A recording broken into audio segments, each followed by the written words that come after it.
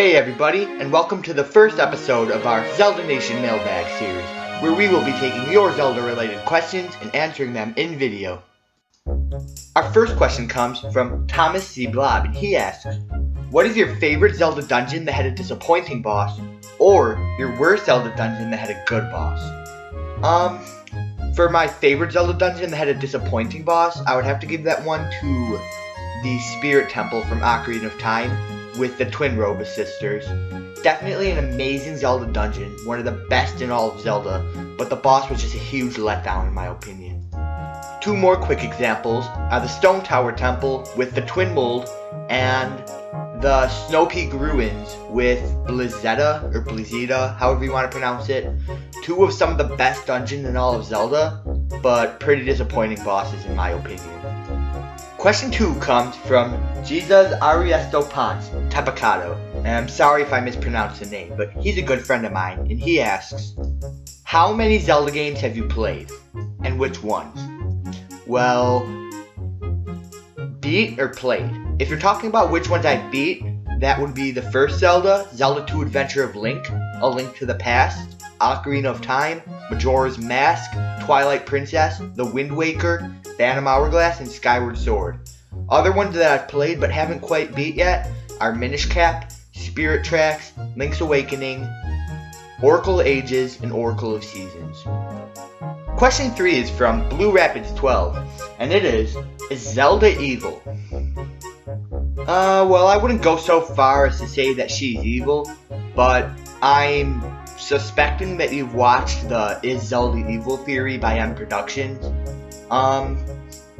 It goes to talk about how since Zelda is the leader of the Hylian race, she has dominance over the land, which is why the Gerudos live in the desert, and they're kind of castaways. But, I mean, he definitely points out some good points about why she could be evil, but I would kind of go on the greedy side, not the evil side. I mean, they're kind of different things, but I would definitely say after watching that video, you could call her greedy. Question 4 comes from the Zelda Brothers, and they ask, what do you think about the Happy Mask Salesman? I think a lot of things about the Happy Mask Salesman. He's definitely one of the most mysterious and creepy characters in all of Zelda, and there's lots of mystery surrounding him, such as 1, he, like Link, made a transition from Hyrule to Termina.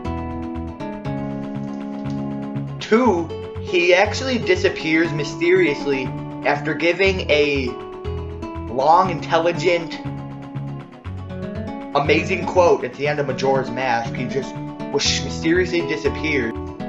3, if you ever got to the moon falling phase in Majora's Mask where the moon crashes to the earth, it will do the long, horrific cutscene, followed by the Happy Mask Salesman laughing mysteriously and saying, you've met with a terrible fate, haven't you? Which is not only creepy and mysterious, but it points out a lot of things about the Happy Mask Salesman, like how did he die?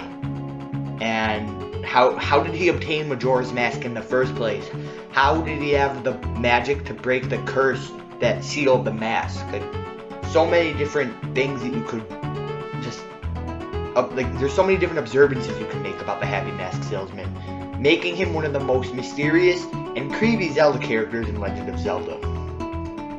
And our final question for today comes from Kaer Eruha, and he asks, how do you personally feel about people being born after 2000 thinking that Ocarina of Time is the first game?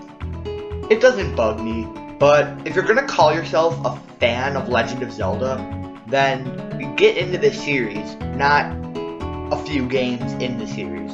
I mean, you could call yourself a fan of a game or a few games from a series, but if you're going to call yourself a fan of the entire series as a whole, then research it, get to know about it and the games in the series, and then call yourself a fan.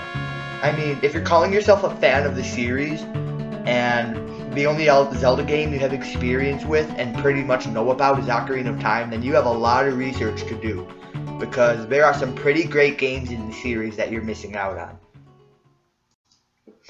So that's it for today, guys. I hope you enjoyed. If you did, please be sure to leave a like and subscribe. It would sure help me out. And if you have another question you would like to ask, or if you're a new person here and you would like to be featured on episode 2, feel free to drop a comment in the section below, or a question, how you thought the video was, how you think it turned out, if you want me to keep doing it or not, and definitely be sure to ask another question in the next episode.